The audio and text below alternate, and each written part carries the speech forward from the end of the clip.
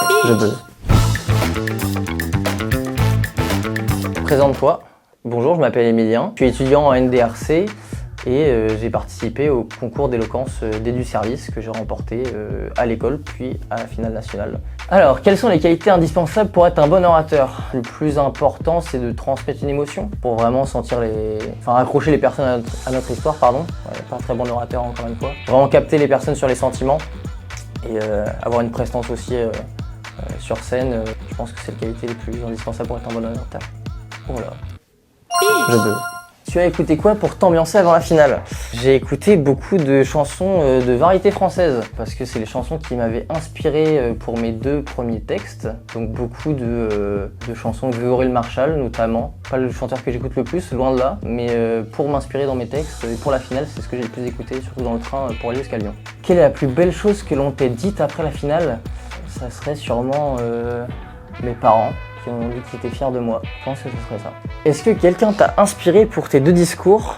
Dans le premier, c'était surtout ma maman, enfin du coup mes 2 mamans, parce que je parle des 2. Qui, avec sa nouvelle recette secrète, remplie de bienveillance et d'affection, a su combler son premier client.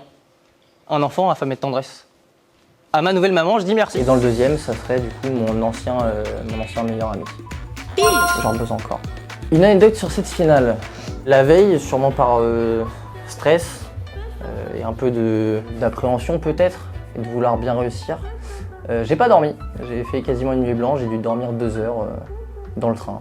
Mais ça a suffi, faut croire. Que dirais-tu à un étudiant qui est à s'inscrire?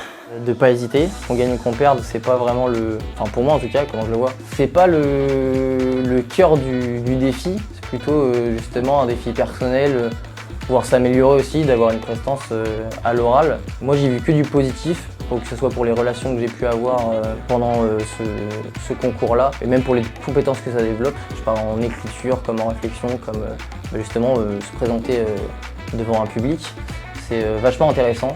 Donc non, je dirais que pas hésiter et que ça peut être que du plus. J'en buzz encore.